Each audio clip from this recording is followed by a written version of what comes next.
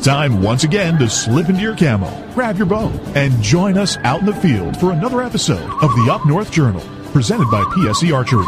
The Up North Journal crew is knocked and ready to rock for another exciting adventure. So let's step outside and hit the trail. This episode of the Up North Journal podcast is brought to you by PSE Archery, Black Eagle Arrows, Fourth Arrow Camera Arms, Wind Scent Vapor Hunting Scents, Killer Food Plots Seeds, Supplements, and Attractants, Cabela's, Spot Shooters, Antler Action, Family Tradition Tree Stands, and Badass Slingshots. Welcome back to another episode of the Up North Journal. Everybody, I'm host Mike Adams, sitting in the cabin tonight with Dan DeFaw after a long weekend. It was fun, though. It was fun. You know, yesterday after I got back from Cabela's, I actually, I passed out. You think? I was hurting. I tell you what. I come home, I got in the chair, put a blanket on me. Next thing I know, my daughter come over with Ben, and he's running around, and a couple hours had passed, and I felt like I'd been hit by a truck. Really? Yeah, it was horrible. Wow, man. But after a couple hours sleep, You were good to go. Yeah, I got a cup of coffee and watched a little football. Yeah, there was a little bit of football. Yeah. Yeah, it was a good day at Cabela's. We went and saw the big guy. Ho, ho, ho. If you're listening to the podcast and or as spell check says, hi, hi, hi. Or the spell check says, hi, hi, hi. You're right. Goofballs. Spell check. Look below us on Facebook where you'll see the show and you see our 2017 Christmas video. Yep, it's our second annual. Yeah. We did one last year at Cabela's. Our wish list or Christmas list of things we use in the field, things that we'd like to put under our tree. Right. And we got a little theme going this time. Yeah. Yep. I think so. Yep. It's pretty good. Check it out. Let us know what you think. Give us your feedback and if you can see the theme in it. Yeah, that's right. And share it around. If you like it and think it's funny, send it around. Share it to others. Share it, like it. Do it all you can do to help us out. So, you went to Jingle Fest last night afterwards. Yes, I did. How was that? I tell you what, it is nice when it is like 45 degrees. There was no wind, no sleet, no snow, no. It was beautiful. That's about to change this week. This week is going to change. But I tell you what, it was beautiful. The parade was awesome. Yeah, it was a good time. Then they had fireworks after. We didn't stay for the fireworks, but okay. Went to Jingle Fest, kicked off. The guy came to Fenton, went down the middle of the street, being towed by a GMC. Okay. So you got to see the big fella twice yesterday? I did. You didn't like double cross me or anything, did you? I would never do that. You tried to at Cabela's, man. You're taking my fun away. Hey, I'm just looking out for your safety because I don't need you to shoot your deer's eye out. Okay, thanks. I see how you are. Right. So, but, Christmas time, you think about kids, mainly it's for kids, but, I mean, we like to spread Christmas joy as well and have fun, but, we got to see a lot of kids seeing the big fella yesterday, had a little fun with that, but I'd like to kind of make this show about the kids. Absolutely. About getting kids involved in the outdoors, stepping back. I think it was October 24th, I was at Michigan State University and got to see Conservationist Shane Mahoney. We had that... Yep, we had the speech on the show, but we didn't have the question and answer session after. No, and the question and answers, it was a question and a answer, and it took 16, 17 minutes. So we'd like to bring that to you because the question was about can anybody just get involved in the outdoors, and how does just one person make a difference? And he equated it to the kids. That's where you starting with kids. I mean, when they're little. So. Without further ado, here's his response to that question. But every single human being on this planet can do something for conservation. Everyone, child, man, woman, little boy, older person. I have a summer place in a small town in Newfoundland called Harbor Grace. It's a historic, small community. And whenever I see people out planting flowers in their garden just to beautify their homes or their lawns, whatever, and I stop and talk to them or look at them, we discuss the possibility that what they're doing is not just wonderful for the aesthetics of the community and the look of the place, so to speak, but they just simply remind them that what they're doing is also benefiting beetles, flies and wasps, bees, and butterflies, things of this nature. And you would be surprised how many people don't think about that necessarily when they're doing something as simple as that. I think it is possible to have conversations with people at very, what I would call small levels. I don't mean to say very significant levels, but at small levels, where we can explain as people who understand how plants grow, what they need, how they reflect a functioning, working ecosystem, even in that tiny scale plot of land. We are able to give people a broader and deeper understanding of what they themselves are doing. That's what our knowledge should be given to give to people who can't possibly live our lives and learn as much as we have in this regard, to give it to those people, to help encourage them to understand, first of all, what they're doing, and also at the same time why they should care. It is also about sharing our personal experiences. Many of the people who are closest to us in our lives and in our family histories often had connections with the land. They were farmers or ranchers or people who had gardens, who raised vegetables and so on. And in a way we have this kind of quiet love and admiration for them because they did those things. Sharing just those simple stories with people. In other words, she was a wonderful person. He was a wonderful person. And part of the reason that he or she was a wonderful person was because they were able to do things like this with nature. And they grew to respect and love nature because of it. We are able to do things like share the wild bounty, the wild harvest that we have. If we harvest mushrooms or berries or wild fruits or fish or fowl or mammals, and we were able to bring that wild food and share it to people and make them explain in a neighborly way that, you know, it is fantastic that we're still able to do this, and we're still able to do this because that land has been left functioning and clean, and I feel comfortable, you know, eating these wild fruits and benefits that I've taken from nature. It is possible to get people to care by explaining to them that the small animal that they care for, their cat or their dog or their goldfish or their gerbil or their hamster, that, you know, the requirements of that little animal are actually absolutely the same as the requirements for wild creatures. But wild creatures manage to do all of that without our help. I've had those conversations with thousands of children, and they all really wonder, and they all start to think about these kinds of things. People say you can't have those kinds of complex discussions with children, and I said I would teach philosophy to 2-year-olds. Let me give you an example. Of what I mean here. This is a fundamental question you asked, right? We have to answer this question.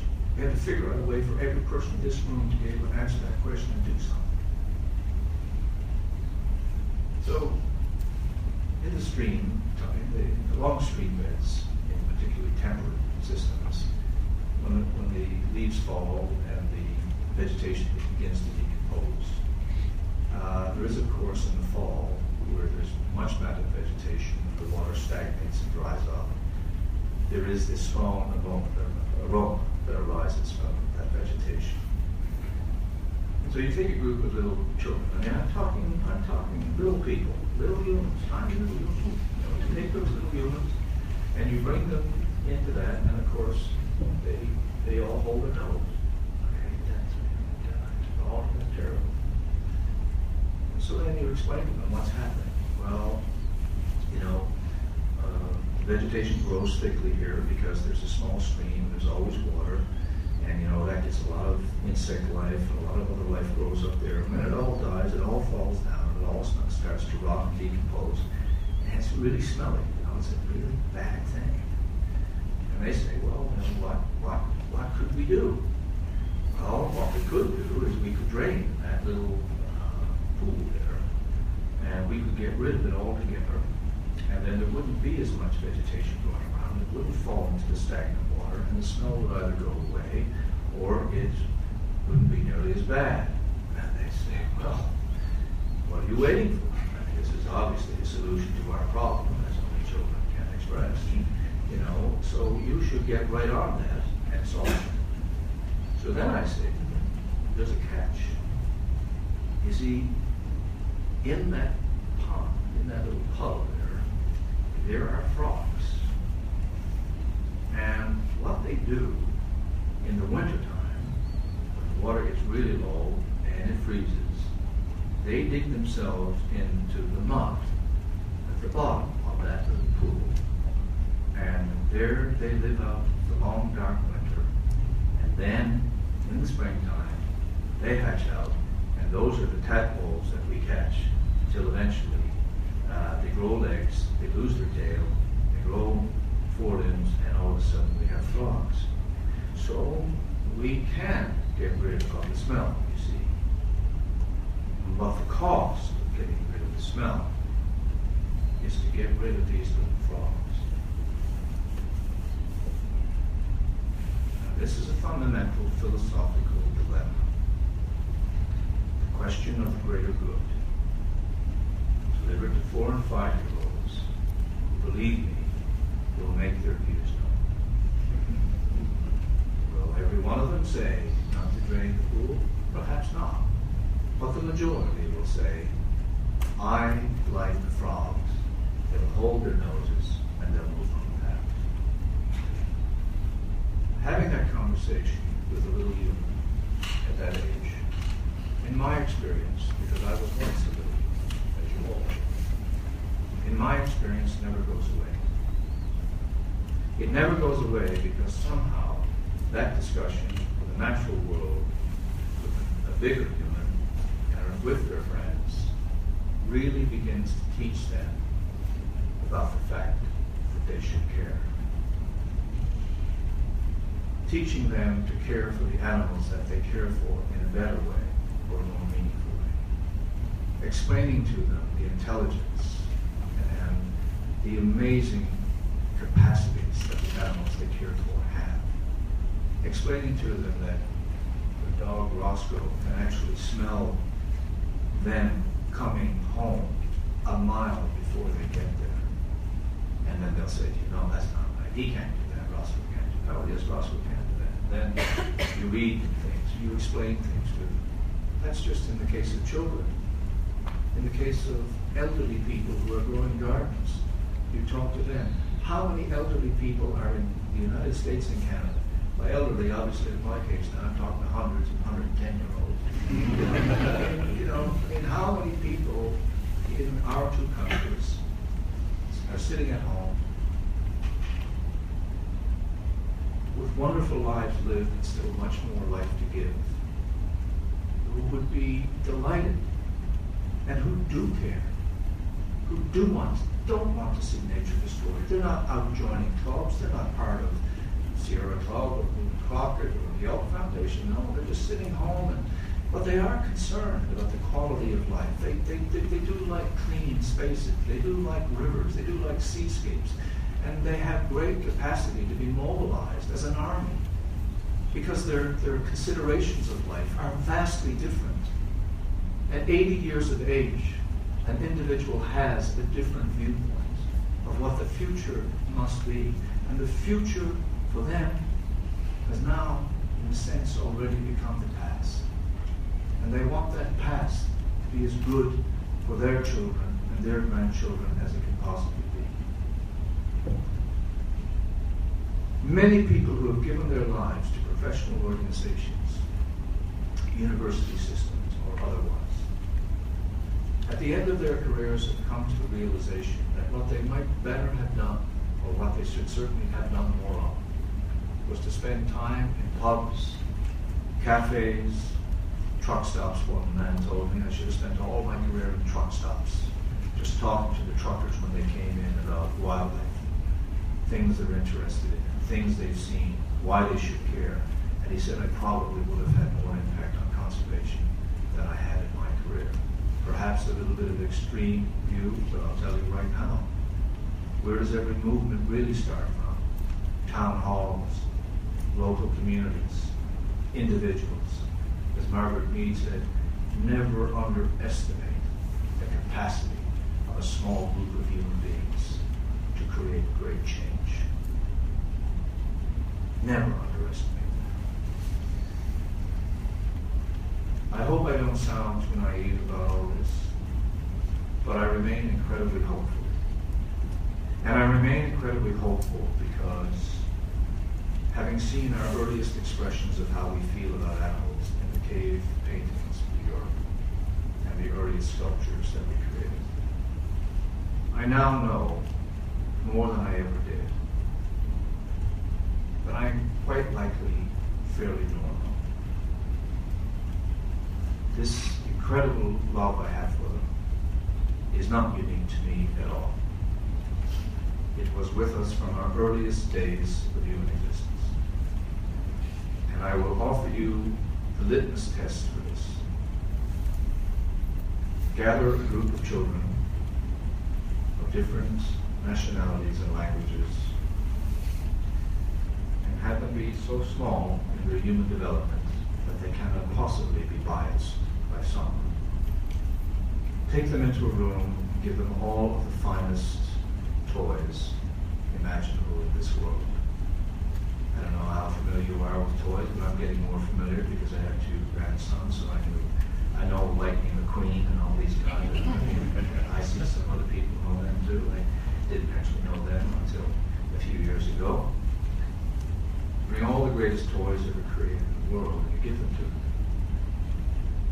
And then you bring in the Labrador puppy. That wriggles and squiggles and pees his way all over. You bring in a frog that all of a sudden looks around and decides to make 2 or 3 hops. Or you bring in a little lizard that, spreads his legs out and walks fast across the floor. Or go all out and bring in a tiny pony. Bring in a Newfoundland dog. And what do you think those children are going to do? That is what is at the heart of the conservation movement. Some people come to it by circuitous routes. Some people can be like a Muir, who could leave his home and walk for weeks without a fish hook, not so much as a fish hook in his pocket, and survive in wild country for weeks at a time.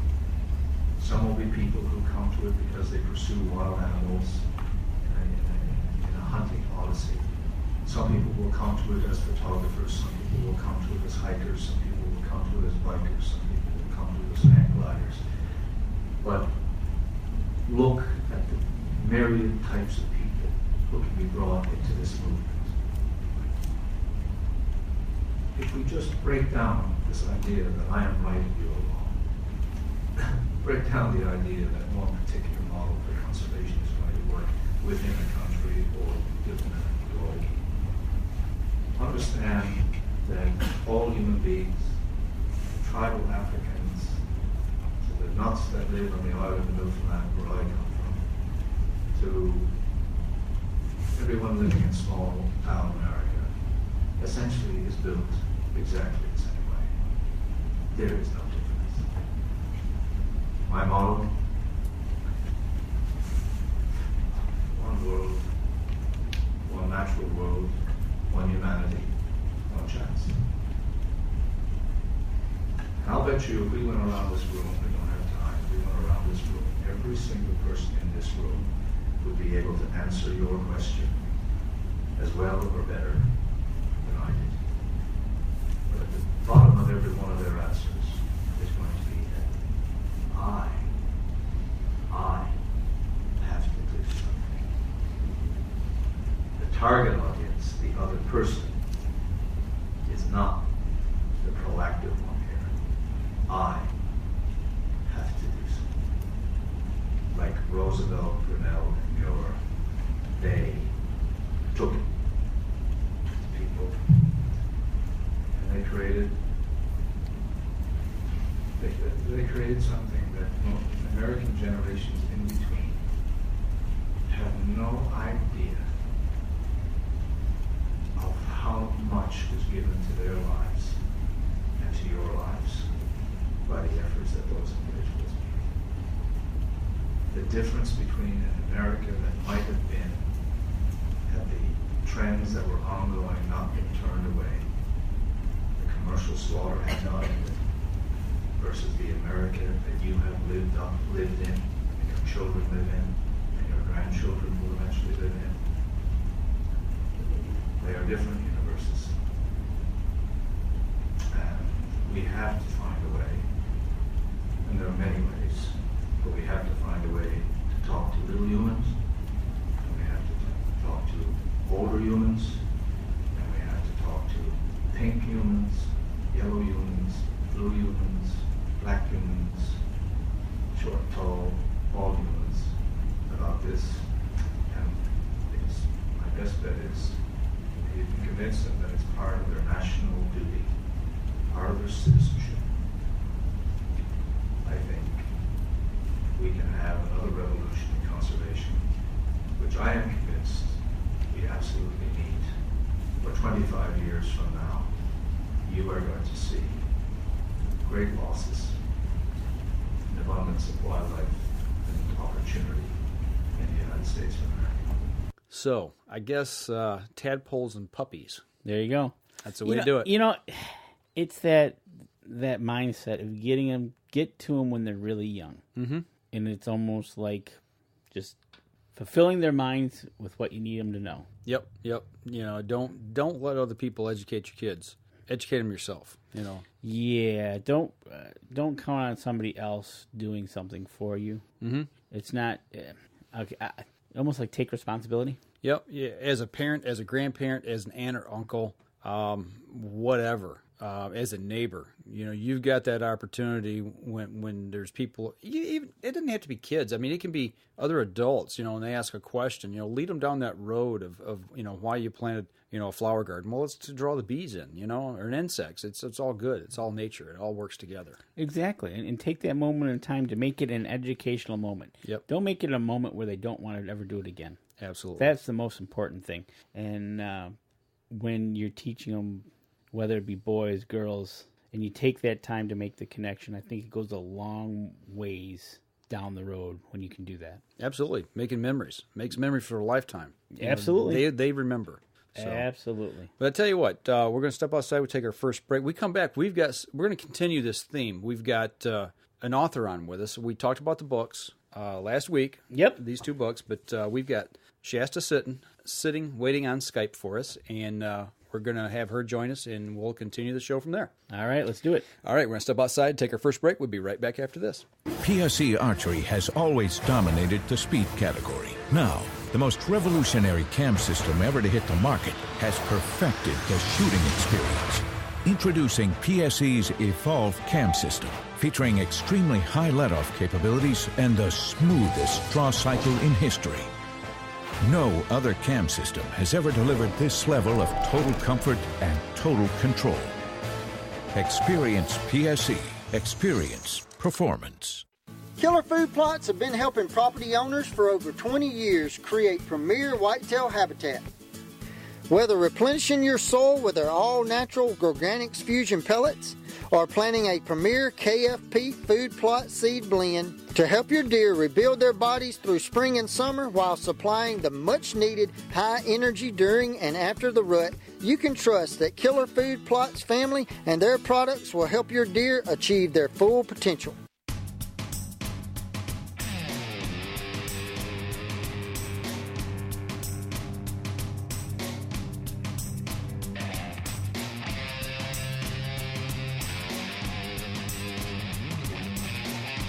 All right, we're back from our first break. Had a few technical difficulties here, so people watching on the live stream, we apologize. Right, we're sorry for that, but you know what? We are using a new piece of equipment tonight. Hopefully, people notice a little bit of difference of the picture. Yeah, and the audio problems that we had, it sounds like it's coming through Skype. Yeah, Skype. we didn't have problems when we tested it this afternoon. No, but we weren't using Skype, so but we got weren't something using to work Skype. through. So, All right, so back again. We're second run through here. Now, last segment, we had Shane Mahoney. The question that he was answering at the event I was at on October 24th over at MSU. He was talking about getting kids involved in the outdoors and how to teach them conservation. Right, exactly. And he said go after the younger people and get them started right off the bat. Yep, with puppy dogs, tadpoles, things like that, things that are simple in nature to get their attention and get them going. But along with that, last week on the show, we did introduce these two books here that I got in my hands. Yes, we talked about them last week. And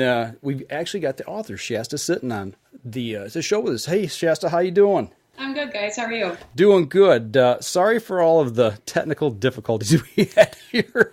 It's okay. I understand how it works. Well, you know what? She kind of tipped us off when she texted us just a little bit before saying she had to reload Skype. Yeah. Then we found out we had to reload Skype. Yeah, so I don't know what's going on. Thanks, Skype. Yeah. So, all right. So now that we're up and running, we got everything going here. We got you on the show. I ordered these 2 books from you about 2 weeks ago. Looked through these things. These are for my grandson. We're going to give them to him for Christmas. All I can say is, wow, this is really cool. I mean, tell us a little bit about yourself before we kind of get into the books and how you kind of got started with writing. Writing is actually relatively new to me. I'm actually a mental health therapist by trade, and a few years ago when we were, right after I had my son is 6 now, but when he was about 6 months old or so, my husband and I were on our way to a pheasant hunt, actually, and I started talking to him, but I wonder if there's any hunting books out there for kids, because I'd really like to get some for my son Wyatt. Right. And I looked around, and there was nothing, and so I just started kind of thinking and ended up writing my own story. I wrote it for my son Wyatt, just thinking that, this would be a fun story to read to him, since there's nothing else out there that I could find anyway. Right. And so I ended up writing it, and then actually Dr. James Kroll, he heard about it, and he asked if he could read it, and he read the manuscript, and he thought it was great and said I needed to publish it. So I figured out the publishing process, and there, a few months later, Wyatt's first whitetail was born. Wow. When you said that there's nothing else out there, that's something that we've seen as well. You search for stuff. There's no outdoor books, hunting books for kids. So there seems to be now. It seems like since I've started this process, I've noticed more and more that are starting to pop up. Which a few people have asked me, "Oh, that's competition." I said, "No, actually." I give away over half of my books just because I want to get kids involved in the outdoors. So I think that's fantastic. The more books that are out there, the easier it's going to be for kids to get. So it is getting better, but it's still surprisingly few in even at like Cabela's and places like that. So I'm hoping that's going to improve. That's nice. So you talk about Dr. Deere, that he's endorsed this. I also see on here on your second book that you've got Eva Shockey as endorsing the book as well. I do, yeah. She was. Basically, when I wrote my second book, I was a little bit smarter going into it because doing Wyatt's first whitetail, I had no idea what I was doing. I was figuring it all out on my own, and so I just got it printed. But going into Grace Goes Bow Hunting, I said, I'd really like to get one of the female hunting celebrities to endorse it to help promote it for me. And I was like, I figure I'll just start at the top and go from there. And so I started with Eva Shockey. And she was fantastic to work with. She agreed to endorse it right as soon as she read the manuscript. And I didn't have to search anymore after that. Luckily, I do have a few other people who have endorsed it. People like Jana Waller and like Girls with Guns clothing line and, people like that. So other people have supported it. But Eva was the one that got the quote on the front of the book. Nice. Very nice. Well, we're showing a picture right now of Wyatt's first whitetail. When you wrote this, I mean, you got a grandpa that takes a grandson out hunting, and the thing that really caught my eye about this was promoting the safety, the conservation. In the other book about practicing things of that nature. That to me, I got to think that those are really important to you to get those points across. Yeah, I really wanted to find that balance between educating and also entertaining.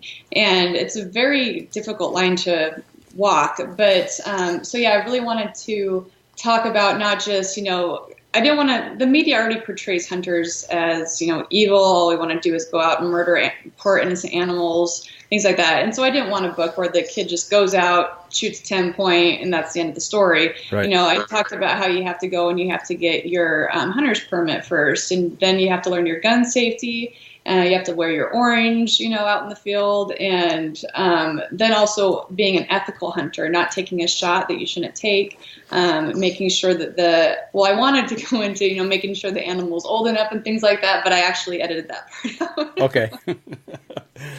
Well, in the one here with Wyatt's first whitetail, one thing I noticed too was, I don't want to give too much away about the story, but there was a deer that wasn't on the property. It was on the other side of the fence. And you made that reference that you couldn't shoot that one. So, I mean, there's safety, ethics, practice, the whole 9 yards. And that's what I really like about it.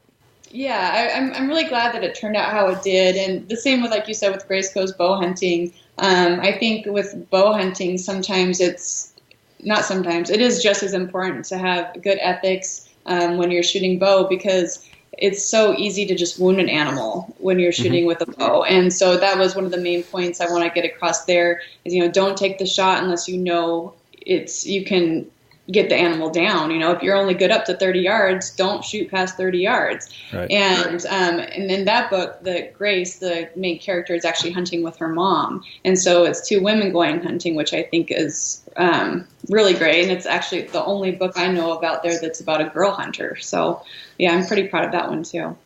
Now, you got one son, you said, and his name's Wyatt?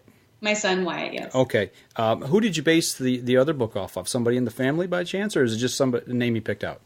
The story kind of reminds me of me and my mom, actually. But I didn't want to put Shasta Goes Bow Hunting. So I actually had a Facebook contest and asked my fans to help me name the character. And so people, put in their entries, and then the one that got the highest votes won, and Grace won. Okay. So, Well, strangely enough, Danny has a connection to both those names. I tell you what, it was so weird when Mike gave me the envelope and I opened them up to look at these books. Grace and Wyatt, my wife's has two cousins, and their two kids are named Grace and Wyatt. Oh, really? It was really weird when you open up a book and you open up an envelope and you see two books and you see those two names, and it's not like they're very popular names to begin with. Right. So it's like, wow. So that's pretty crazy. I hope you got a copy for them. You know what? I'm going to get them a copy and send it to them. That's cool. Well, I tell you what, we're bumping up here on our next break, so let's step aside. We'll take a quick break. We come back. I kind of want to dive a little maybe into your background, because I know you're a hunter, and we'll talk a little more about that. And when we got a couple questions for Shasta. Okay, all right. So we'll field those questions when we come back. We'll step outside, and we'll be right back after this. So what do you do when you've completely redefined the way bows are engineered? When you've reached the pinnacle and the band starts playing your victory song, you start a revolution out of thin air. Introducing the all-new PSE Carbon Air, engineered with true carbon technology to be the lightest high-performance bow in the world. Experience PSE. Experience performance. Killer Food Plots have been helping property owners for over 20 years create premier whitetail habitat. Whether replenishing your soil with their all-natural Organics Fusion pellets, or planting a premier KFP food plot seed blend to help your deer rebuild their bodies through spring and summer while supplying the much-needed high energy during and after the rut, you can trust that Killer Food Plots family and their products will help your deer achieve their full potential.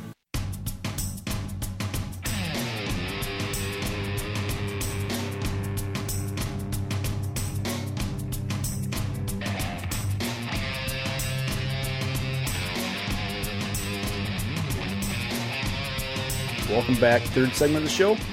Sitting here talking with Shasta Sitton, talking about outdoor books for kids. And you said we got a couple questions coming from some of the listeners. Coming in from one of our listeners on Facebook Live, from my sister-in-law. What age groups, Shasta, are the books for? I get that question a lot, and it is a good question. But I always have a difficult time answering it because it depends. Like if it's as far as reading level goes, I'd say it's probably about a third, fourth grade reading level. However, I know people who have got this for their newborns, and I know people who have got this for their 12-year-olds. So it's because of the educational component. I mean, you can read to any age kid, and when they get older, they can read it to themselves. So I think it's good. I would say from 0 to 12 it would work for. Okay. That's awesome. You know, and that's like she said, it's a good educational tool. So at any age, really, if reading it to them or letting them read themselves is a very good thing to do. Well, that's what I bought it for my grandson. I mean, he's 15 months old, so he can comprehend things, and he sees pictures. He knows what a deer is. He knows what a duck is. I mean, and bear. So he's starting to pick out animals and being able to talk about them. And he actually say the words. And so now I got that for him, so he can sit in my lap and I can read to him. Right, exactly. That's a perfect age to start. So, you said you had a couple questions there? No, that's the only one so far. Okay, all right. Well, looking back, like I said, we know that you're a hunter. You shot a nice 9-point this year on some property that you and your husband do a little work on. And talk about maybe where that background came from of your hunting and where you're from originally. I'm originally from Idaho. My family grew up there, and we moved all around the Northwest. We've lived in Oregon, we lived in Washington, but most of our hunting experience was in Idaho. My dad is, well, my mom and my dad, but my dad especially, he's the ultimate outdoorsman. He basically plans his life around August to December, he's hunting and found a job where he only has to work those other, 6-7 months of the year. Right. And so that's what we did growing up. In the summer times, we were out camping every single weekend, building trails, setting up tree stands. We structured our lives around hunting season. And then as soon as, I don't even remember when the first time I shot a gun, we would just go out, and whether it was shooting frogs with our BB guns or going and shooting deer. I mean, and shooting elk. I got my first elk when I was 14, and then it just kind of grew into more of an obsession after that. I didn't get to hunt too much in college because of volleyball and things like that. But then as soon as I graduated college and I met my husband, and he was what is a big hunter too, we started doing hunting trips together, and then when we moved out to northern Michigan, it was pretty much all downhill from there. I think my obsession has only grown. You're surrounded by it everywhere you go, which is great. That's one thing about Michigan is the tradition here. There is a great hunting tradition. Absolutely. It doesn't matter what you hunt, fish, trap, hike, camp, whatever. I mean, there's something to do here, I think, for everybody in the outdoors. There is. That's what makes this place so great. You shot your first elk at 14. That's incredible. Bow hunt, rifle hunt? It was a rifle hunt. Yeah, my mom, my dad, and my older sister and me were hunting in the mountains in Idaho, and I actually got really lucky. It was the elk that we'd had our eye on because he was a beautiful 6-point on one side, and on the other side he had this ridiculously long brow tine, another tine, and then this huge club. And so we were calling him Bullwinkle, and we'd had our eye on him for about 2 or 3 days beforehand. And day one of rifle season, him and about 6 cows walks into the meadow that I'm sitting on, and I made a good shot, and he went down, and I'm like, what's so hard about this? It's easy. Yeah, I was complaining about. Then I find out it's not that easy. I just got really lucky. Right. Nice. Sometimes luck is a lot of part of it. Hey, you take what you can get when you can get them. That's just the way it goes. I mean, even with deer hunting, it's that way sometimes, Oh, very much so. My husband always says that I'm one of the luckiest hunters he's ever seen. Hey, well, sometimes you make your own luck. You got to be in the right place at the right time and have some sense about what's going on. So, I think we make a lot of our own luck. So. That's true.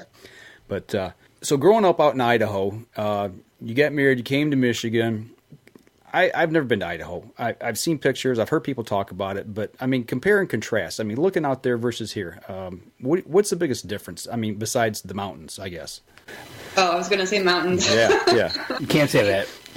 They do have a lot of similarities. It's a lot of forest, and I'm talking about northern Idaho now. Southern Idaho's a bit different, but northern Idaho, it's basically northern Michigan with mountains and a lot more. Idaho has a lot of state land. I think it has more state land than anywhere except for Alaska, and so there's a lot. It's because of all the mountains and all the state land, you can basically go find places that other people have never set foot on because you have to hike to it, of course. There's not roads everywhere like there is in Michigan. So I'd say that's probably the biggest difference is that in Michigan, you can pretty much drive almost anywhere, whereas in Idaho, you have to get most places on foot. foot, horseback. I imagine they use a lot of horses too out there. Yeah, every once in a while, if you're lucky, you can get a 4-wheeler or a side-by-side down it, but usually not all the way. And if you want to get a really nice elk, I mean, because everybody's going to be on the easy roads, so you have to go on the off roads to really see the nicer stuff. Okay. Got to go way back. Right on. Way back. Mm-hmm. Well, you know, looking at the past, being brought up in a hunting family, and I don't like stereotyping people, but being female, it's totally different than everybody always thinks about the guys at camp. You know, I brought my daughters up; they're into hunting, they love it. But for maybe somebody out there that's listening, or maybe that has a daughter or a niece or a granddaughter, and they're unsure about getting that person in the outdoors, what piece of advice can you give them about getting the girls into the outdoors? I was really lucky because my mom was such a big hunter too. I think no matter what, because my dad had 3 daughters and he was, you know, this big man's man. So I think no matter whether my mom hunted or not, he would have got us into the outdoors. But having my mom there too, and having her to teach me and her to show me, because women have a different way of teaching than men do, and girls have a different way of learning than boys do. And so I think her more than anybody, I was able to learn a lot from her.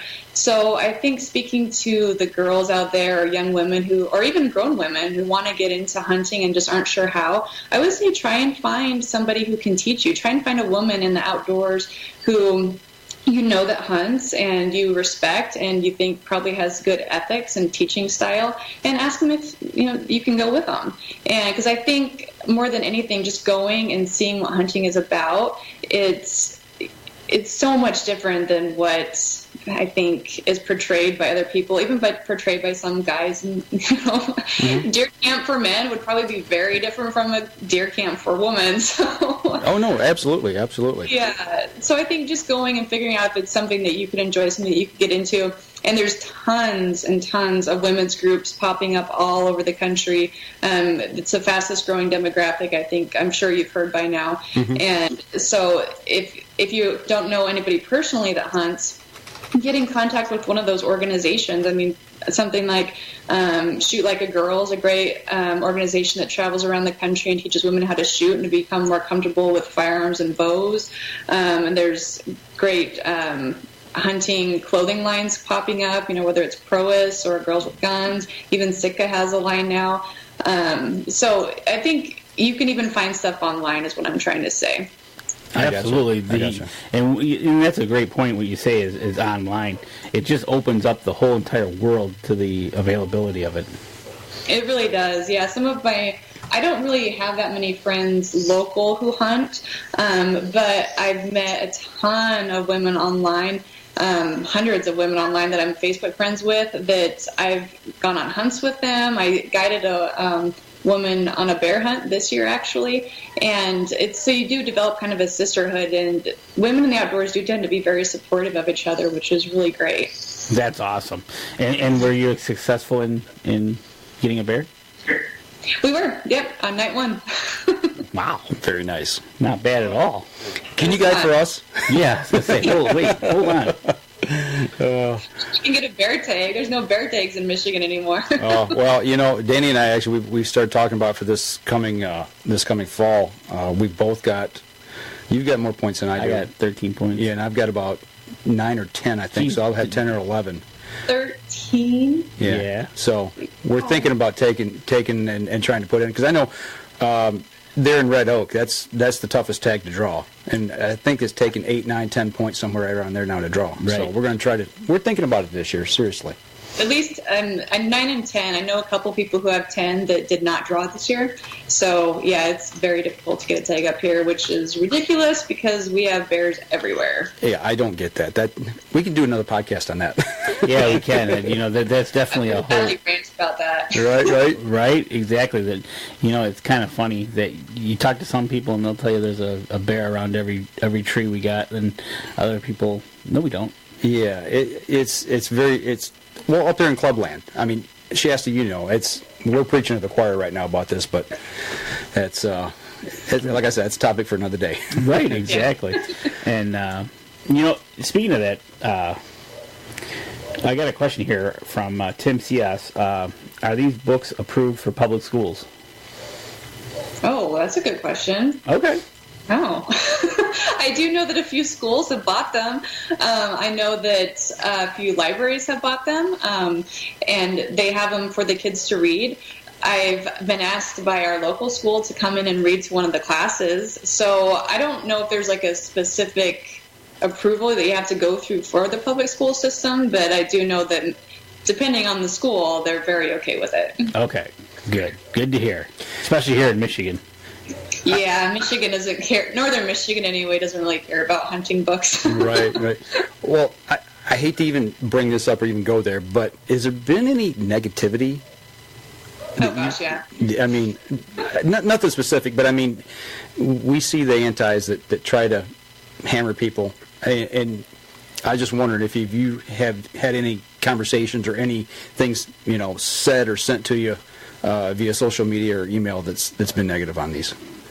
Yeah, it hasn't been horrible, but yeah, at least once a week I get something on one of my social media platforms from an anti-hunter, either sharing my stuff and trying to get people to send me hate mail, or telling me that they wish I was dead. Or my dad is like I said, is a big hunter, and he got a really nice wolf last year that I shared on, I think it was my Facebook page, and somebody sent me a death threat saying he was going to kill me, and so you don't take that stuff too seriously, but it does get annoying after a while. Sure, right on. Well, very, very much so. It gets annoying. Well, look at you last week, right? Yeah. Last week and the week before, I had a couple dealings with some idiots out there that I had to kind of take the switch to and beat off the bushes, and get them away from us. But I don't think you've got anything to worry about. You've got some law enforcement around you. I think they'll take care of that. Yeah, my husband is pretty good at protecting us out here, and even though nobody's ever going to show up, they're big men over the computer screen, but they're cowards in real life. Right, keyboard warriors. Oh, exactly. That's funny. Living in the basement. Well, I'll tell you what. Let's step outside. Let's take our last break. We come back. I want to give you an opportunity to talk about where we can find these books, the cost of them, and then we got to ask her our favorite interview questions. Yeah, that's right. The questions we ask all of our guests and hunters. She has no clue what we're going to ask. That's right. So, all right, we'll step outside. We'll be right back after this. I shoot PSE because I like one pin to 40 yards.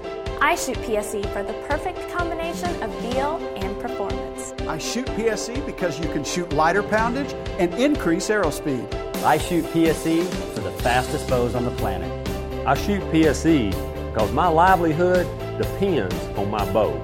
I shoot PSE because better engineering makes a better bow. I shoot PSE. I shoot PSE. I shoot PSE. I shoot PSE. Experience PSE. Experience performance. Killer Food Plots have been helping property owners for over 20 years create premier whitetail habitat. Whether replenishing your soil with their all-natural Organics Fusion pellets or planting a premier KFP food plot seed blend to help your deer rebuild their bodies through spring and summer while supplying the much-needed high energy during and after the rut, you can trust that Killer Food Plots family and their products will help your deer achieve their full potential.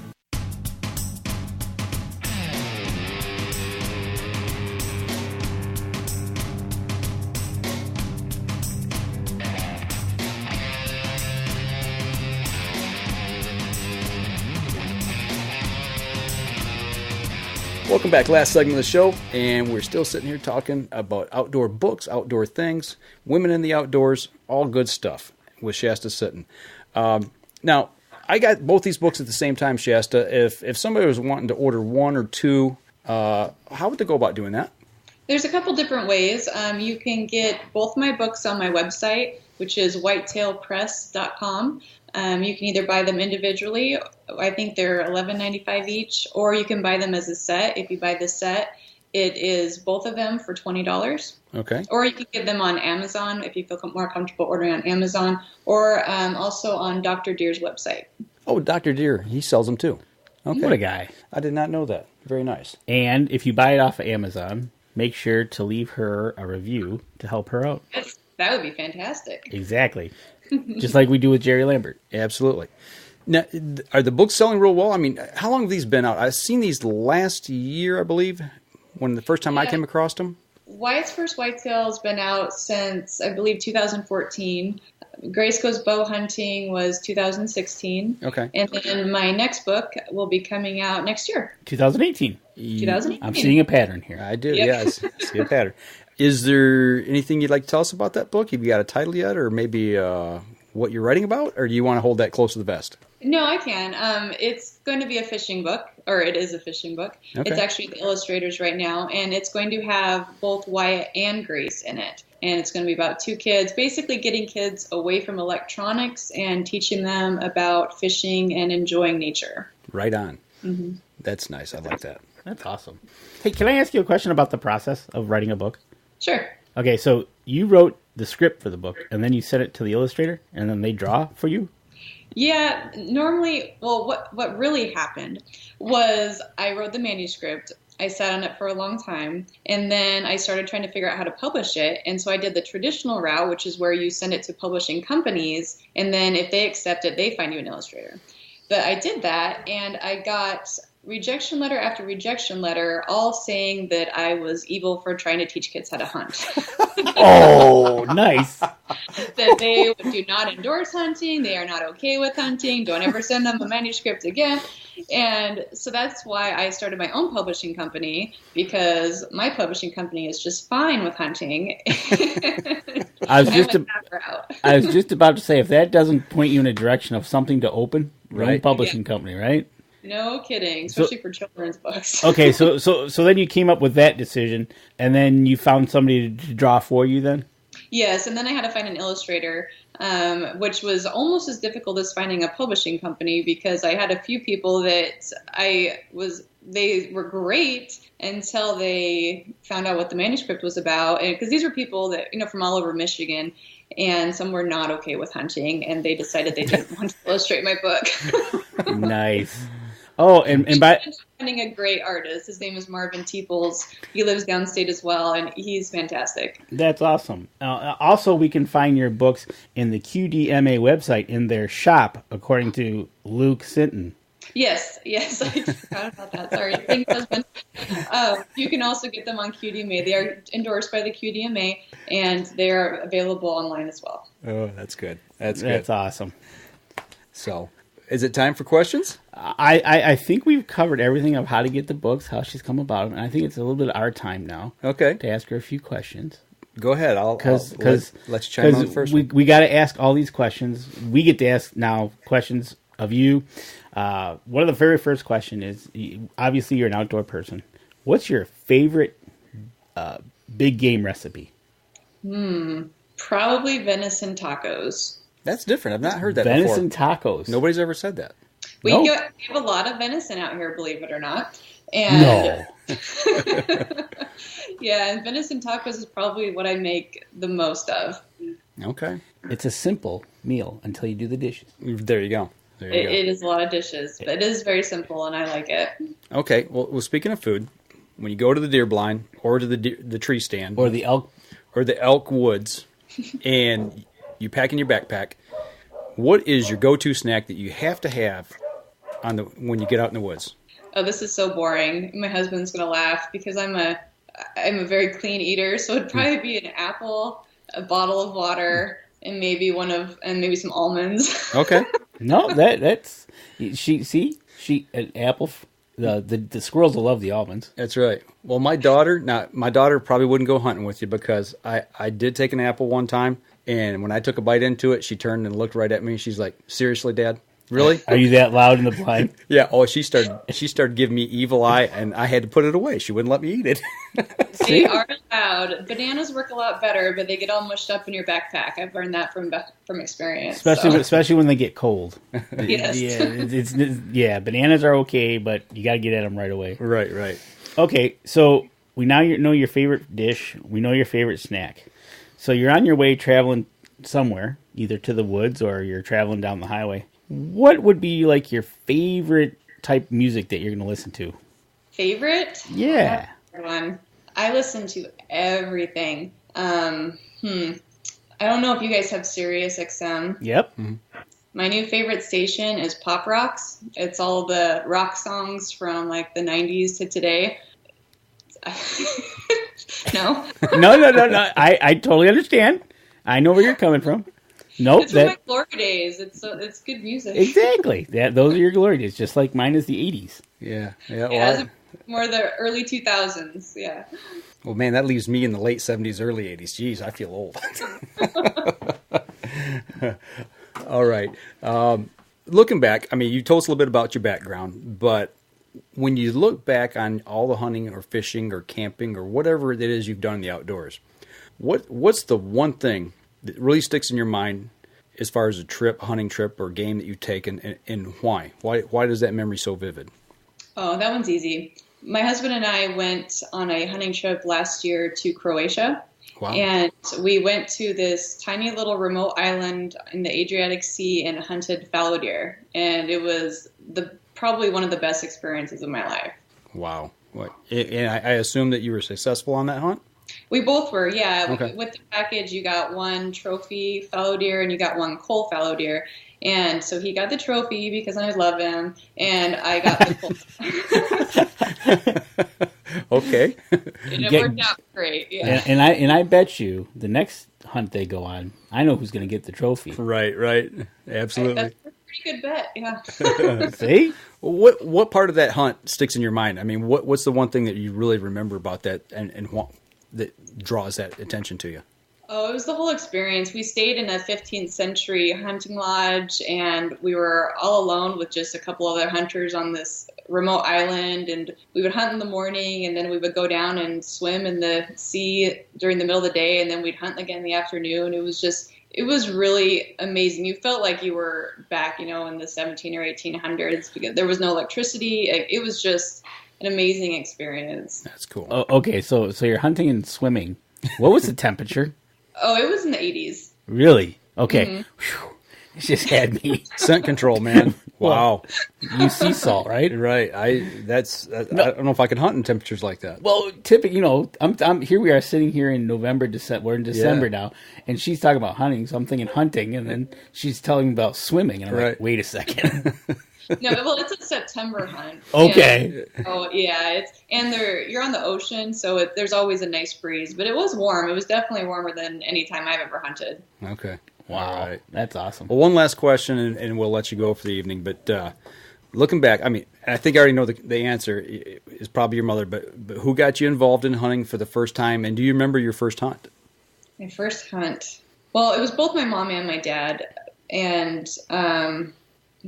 Where I shot the animal or where I just went hunting? Just the first memory you have. What's your best memory of that? Yeah. Okay. So I think the first hunt that stands out in my mind was going elk hunting with my mom. And my dad had set us up, and I wasn't hunting yet. I was just going along with her. And I just remember, I was pretty young. I was probably only about 8. But I remember my dad took us out to this point and showed us where to sit. And then he was going to do an elk drive to us. It was in the evening, and it was right before sunset, and we were sitting on this rock overlooking this mountain, and I just remember looking at her and thinking, this is such a magical experience that I get to share with her. And I mean, at 8 years old, you don't think that stuff at 8 years old. And so ever since then, I remember whenever I think about hunting with my mom, that's the moment I think about. That's cool. That is way cool. Yeah, that's awesome. And then we found out a mountain lion was stalking us, and it wasn't so much fun. It got scary, but and on the hindsight of 2020, right? Okay, so isn't that something? Now you just mentioned that.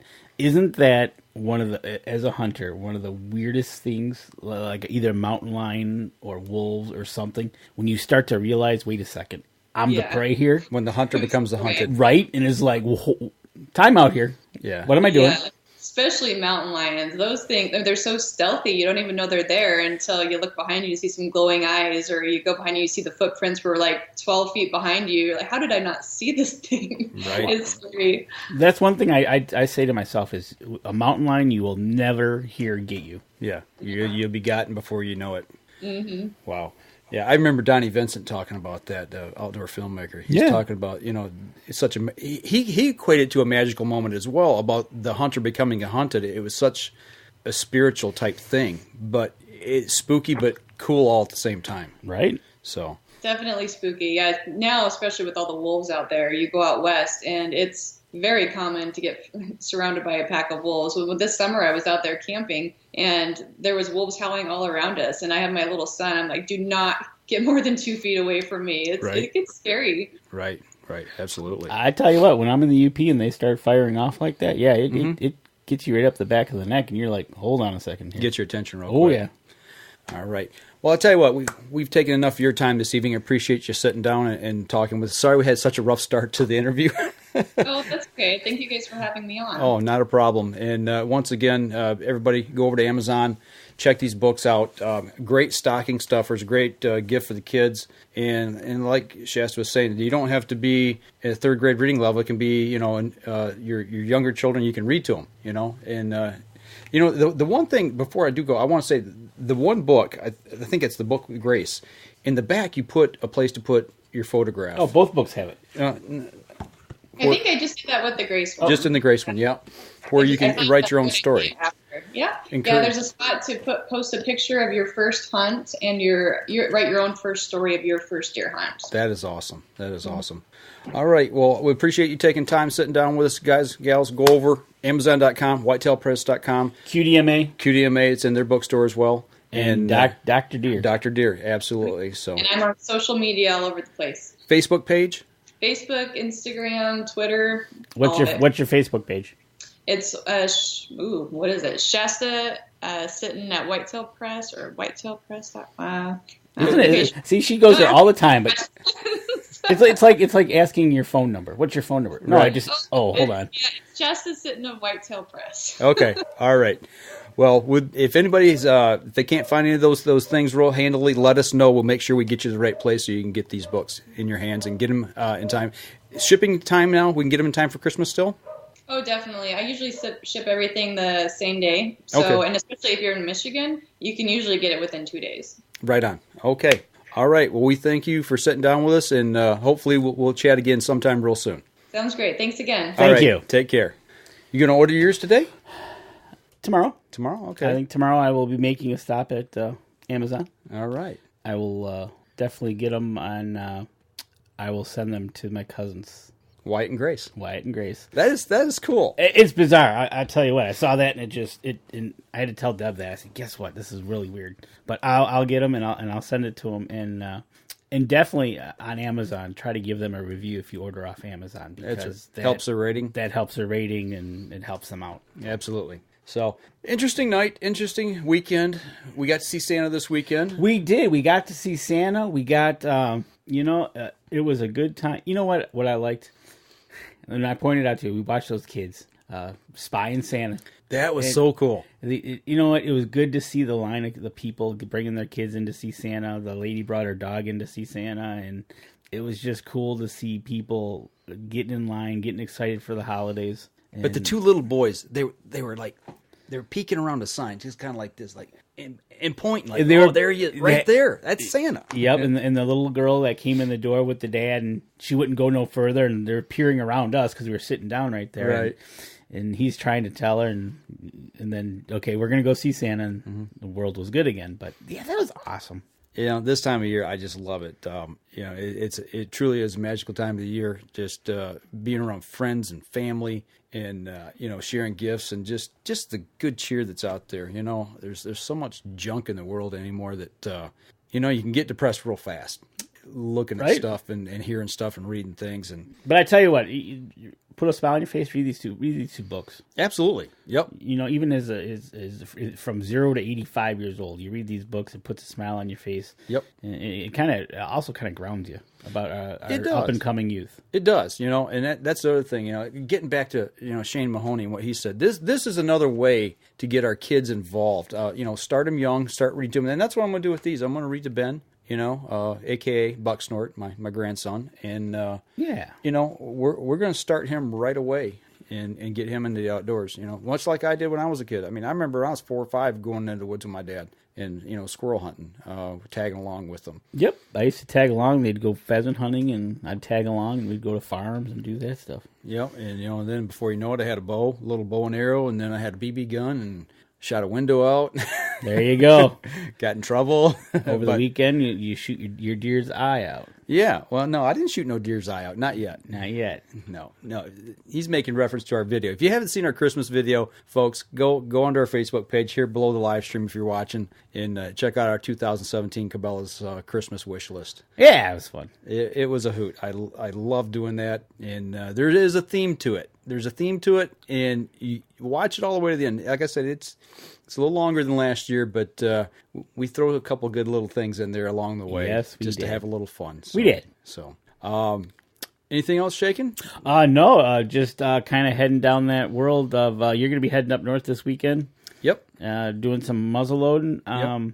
Other than that, I'm just gearing down towards the end of the year here. And Speaking of the end of the year, December 30th is a Saturday. December 31st is Sunday. We will not be live streaming on New Year's Eve. No, we won't be. That will be a negative. And actually, looking at that, if I'm not mistaken, Christmas Eve is going to be the same way.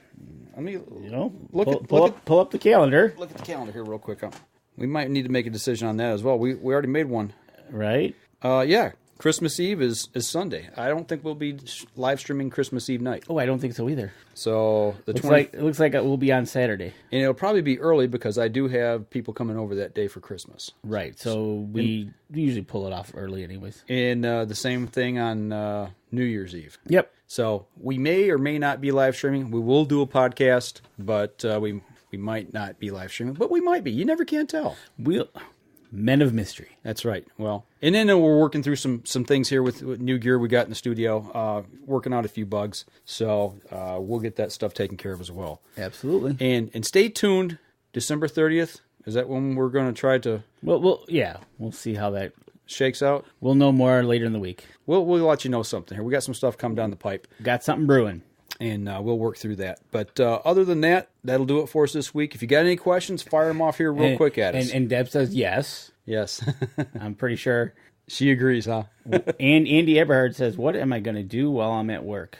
Oh, he's crying. Oh, Andy. You're going to have to watch the previous week's episode again. Yeah. So go into some back episodes and enjoy those and, Right on. All right, so for those of you on the live stream, if you want to hang with us here for just a second, for those of you on the podcast, we're going to sign off right now and wrap it up. So that'll do it for us this week, folks. As we always like to say in the Up North Journal, if you're out on the water or in the woods, shoot straight and be safe until next week on the Up North Journal. This episode was brought to you by PSE Archery, Black Eagle Arrows, Fourth Arrow Camera Arms, Wind Scent Vapor Hunting Scents, Killer Food Plot Seeds, Attractants, and Supplements, Cabela's, Spot Shooters, Antler Action, Family Traditions Tree Stands, and Badass Slingshots. Thanks for listening, and join us again here next week. Until then, remember, as we always like to say, if you're out on the water or in the woods, shoot straight and be safe until next week on the Up North Journal.